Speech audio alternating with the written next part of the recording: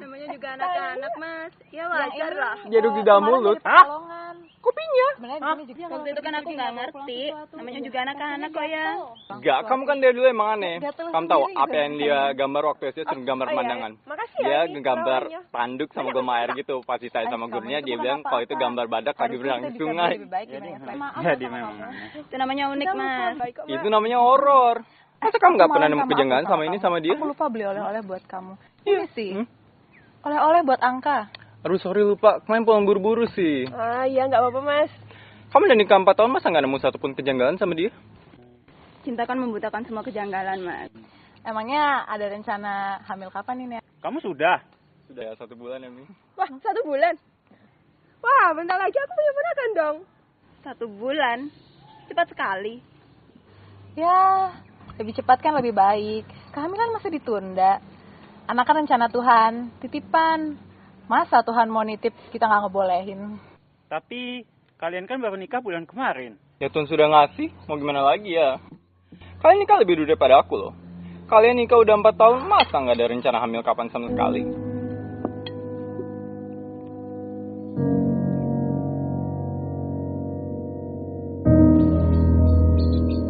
Ini yang terjadi pada keluarga kami ketika kami semua berkumpul bersama. Dan salah satu momen di mana kami semua bisa berkumpul bersama adalah saat Lebaran. Ya seperti sekarang ini. Ini adalah momen di mana para cucu akan mengunjungi neneknya terlebih dahulu. Nenekku. Namaku Dwi. Aku cucu nomor 2 di hierarki keluarga besar ini. Karena aku punya kakak dan karena ibuku adalah anak pertama dari nenekku. Yang ini Susan namanya. Istriku. Kami baru menikah bulan lalu dan sekarang dia hamil 1 bulan. Aku terpaksa menikahinya. Yang ini adik sepupuku, namanya Anka. Dia yang bertanggung jawab untuk mengurus nenek kami. Kakek kami meninggal saat aku berumur 12 tahun. Sejak saat itu, rumah besar ini hanya dihuni oleh Anka dan nenek kami. Aku juga punya 1 orang kakak bernama Eka dan 1 orang adik bernama Tri. Mereka belum datang. Yang ini adik sepupuku. Namanya Nera. Ayahnya adalah adik kandung ibuku. Makanya dia harus manggil aku Mas meskipun umurnya 4 tahun lebih tua daripada aku. Yang itu Andoko, suaminya. Aku sama sekali gak suka sama dia. Aku salah satu orang yang paling gak setuju waktu dia melamar adik sepupuku 4 tahun lalu. Aku gak tahu ya kenapa aku gak suka sama dia. Mungkin karena bentuk pipinya, aku gak tahu. Yang jelas aku sama sekali gak suka sama dia. Mungkin dia juga gak suka sama aku. Kamu lihat bagaimana dia menggenggam garpu itu. Mungkin dia ingin menikamku dengan garpu itu karena pertanyaanku yang barusan. Ah itu mungkin Mas Eka sama Mas Tri. Aku berani bertaruh, itu Kun. Aku ikut bertaruh. Itu pasti Mas Eka dan Mas Tri. Apa-apaan sih? Haram. Aku benci suara tawanya. Aku benci cara dia tertawa. Aku benci bau parfumnya. Aku benci bagaimana dia berdandan. Aku benci sifatnya. Dan aku benci dia punya 1 bulan dalam kandungan. Kamu tahu? Kalau saja dia bukan istri dari kakak sepupuku, sudah menjejalkan gelas ini ke mulutnya. Tapi aku lebih benci pada suamiku. Tingkahnya, astaga. Kenapa sih kamu harus jadi orang paling bodoh di lingkaran kami?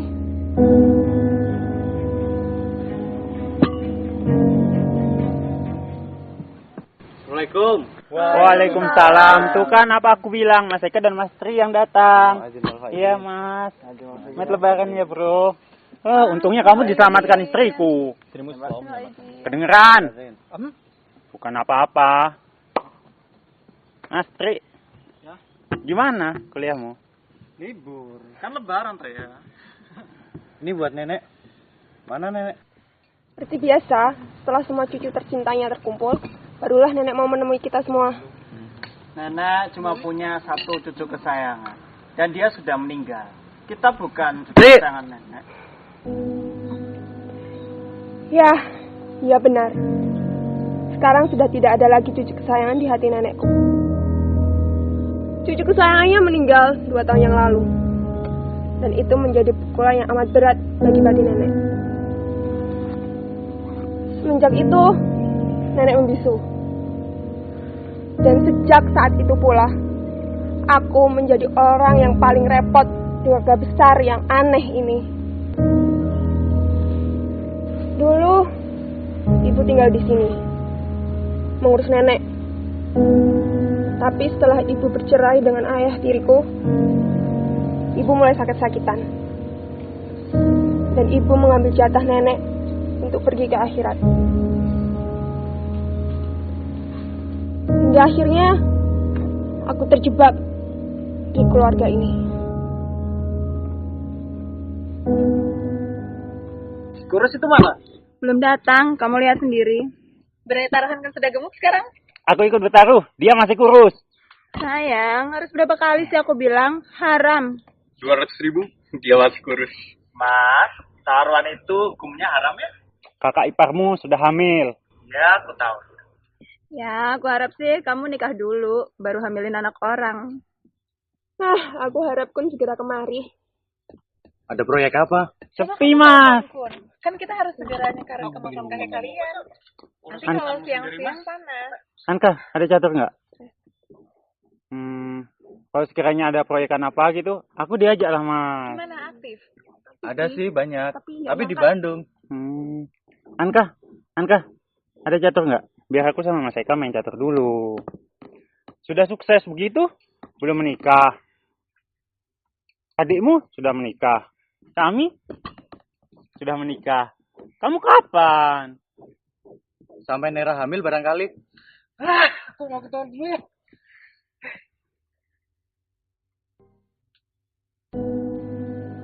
Dari tahun ke tahun, hal seperti ini selalu saja terjadi. Kamu pasti sudah bisa membayangkan bagaimana kalau keluarga ini berkumpul. Orang tua kami, orang tua sepupu-sepupu kami berkumpul. Setahun sekali lebaran yang seharusnya penuh salam hangat atau maafan, semuanya berubah menjadi pertempuran klasik yang terus dan terus terulang. Entah sampai tahun kapan dia yang akan datang. Aku tidak tahu. Aku, Eka, adalah yang tertua dari jajaran sepupu-sepupuku, juga kedua adik kandungku. Seharusnya aku mampu meredam percikan api kecil yang terjadi di antara kami. Tapi aku tidak bisa. Bukan karena tidak bisa. Aku tidak punya waktu. Untuk mengurus diriku sendiri saja, aku tidak punya waktu. Dan sampai sekarang, aku belum memikirkan untuk menikah. Karena aku belum punya waktu untuk memikirkannya.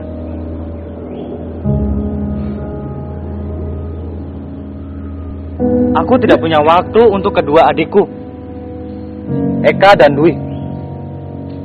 Toh mereka sudah bisa mengurus urusan mereka masing-masing. Aku tidak punya banyak waktu untuk menengok kedua orang tuaku. Aku tidak punya waktu untuk menjenguk nenek. Aku tidak punya waktu untuk mengurus nenek. Toh ada Anka. Dan saya lihat Anka baik-baik saja mengurus nenek. Saya perhatikan dia dengan tulus mengurus nenek.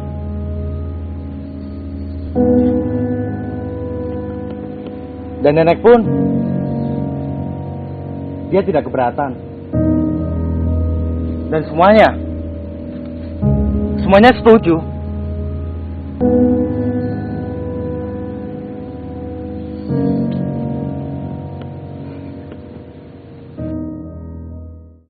Assalamualaikum. Waalaikumsalam. Woi, Kun. Sama aku 200.000. Kamu juga utang sama aku, Gara-gara Mbak. kamu kalah taruhan 100.000. nih. Suamimu Tahun depan juga. gendut Mbak, seharusnya kalian bayar aku 200.000. Kenapa tidak tekan bel dulu?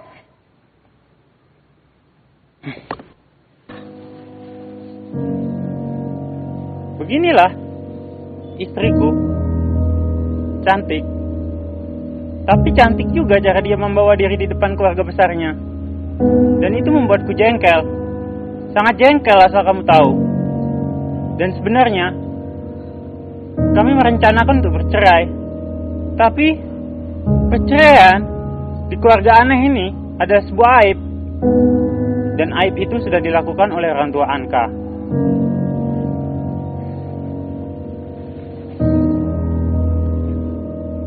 Tapi itu bukan masalah buatku. Aku bukan dan tidak akan pernah menjadi bagian dari keluarga aneh ini. Aku tahu dia tidak menyukaiku sama sekali. Kamu lihat saja bagaimana cara dia melihat ke arahku. Aku juga tahu bahwa istrinya sengaja cepat hamil agar bisa menikah dengan Dwi secara cepat, agar bisa mengeruk semua harta keluarga kaya raya menjengkelkan ini. Aku tahu dia cuma wanita murahan. Kamu lihat saja bagaimana cara dia tersenyum kepada kami. Senyum murahan, bukan senyum ketulusan. Meski istriku menjengkelkan, meski perceraian antara kami tak terhindarkan, meski rumah tangga kami berantakan, setidaknya kami melakukannya dengan ketulusan. Tidak ada paksaan dalam pertengkaran kami, baik di dalam maupun di luar rumah kami. Rumahnya, aku belum punya rumah.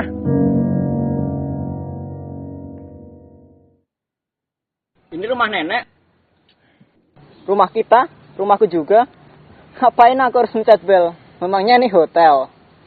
Aku juga punya kunci rumah ini. Dan seharusnya memang demikian. Aku hanya mengingatkan kalian semua loh ya, bahwa rumah ini rumah nenek, rumah kita, rumahku juga.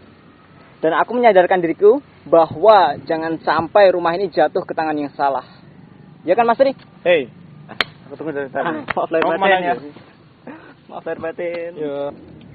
Maaf lahir batin. Ya, takabbalallahu minna Maaf lahir wa minkum. batin. Mas, maaf lahir batin. Kun adalah adik sepupuku. Dia yang paling muda di antara kami. Tapi dia adalah penyelamatku. Karena hanya dengan dia aku bisa ngobrol. Ya, obrolan yang keluar dari jalur antara pernikahan, anak, kuliah, bahkan pekerjaan. Mungkin karena situasi kami hampir sama, dia belum lulus kuliah. Begitu juga dengan aku sih. Kami sering bertukar rahasia. Tidak ada yang ditutup-tutupi di antara kami. Tidak seperti semua orang yang ada di sini. Semuanya palsu. Dingin seperti opor ayam itu. Satu hal yang membuatku dekat dengan Kun. Ketika dia membeberkan suatu rahasia besar yang ada di keluarga ini. Hanya Kun, nenekku, kakekku yang sudah meninggal, dan kedua orang tua Kun yang mengetahui bahwa Anka bukan bagian dari keluarga kami. Dia itu anak pungut. Aku tidak tahu apakah dia sudah mengetahui hal ini atau tidak.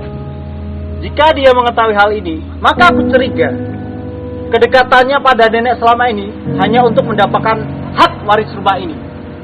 Ya, karena dia sudah mengurus rumah ini, mengurus nenek dan sepupu kami, si cucu tercinta nenek yang meninggal 2 tahun yang lalu.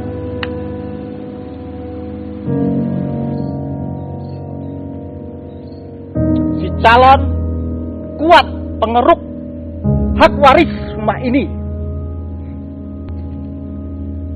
Aku tidak tahu kalau memang dia tidak mengetahui hal ini. Mungkin aku akan simpati padanya. Mbak Anka. Kun, maafin masalahku ya Kun. Harusnya aku dong Mbak yang minta maaf, kan aku yang lebih muda. Sama aja. Nggak gemuk-gemuk kamu. Gimana kabar nenek? Kun, kamu tuh kapan gendutnya? Oke, Aku kalah taruhan ke nih. kamar nenek ya. Duluan.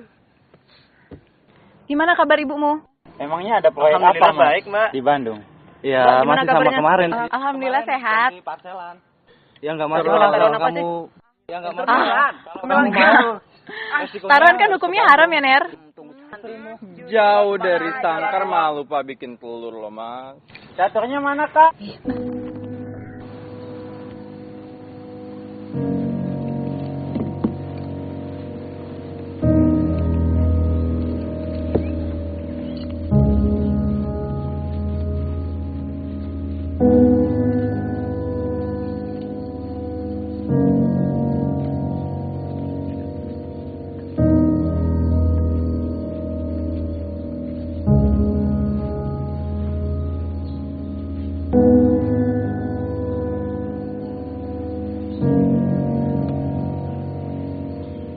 Gimana kabarnya, Eyang? Sehat? Ini Susan, Eyang. Istrinya Dwi. Nenek terlihat lebih segar sekarang. Iya itu. Iya nggak kayak aku.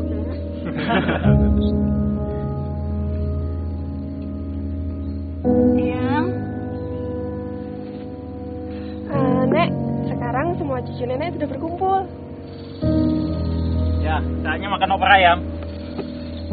Menurutku sebaiknya kita segera nyekar ke kuburan kakek dan kuburan. Baru makan. Maksudku, aku juga takut kalau hujan turun nanti. Gimana, Nek? sebaiknya kita memang ke kuburan dulu. Ayo, Nek. Biar sama aku aja, Kak. Nenek biar bareng sama aku aja. Kamu beresin semuanya, pastikan tidak ada barang yang tertinggal. Oke. Mari, Nek. Kami tunggu di luar ya, Kak? Iya.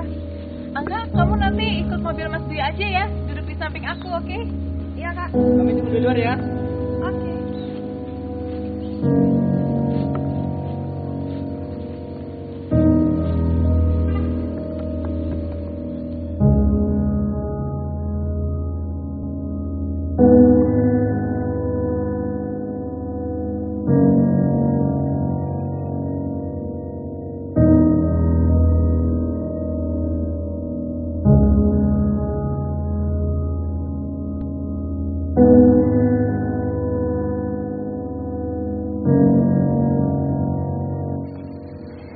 Kita mau ke kuburan. Kau mau ikut?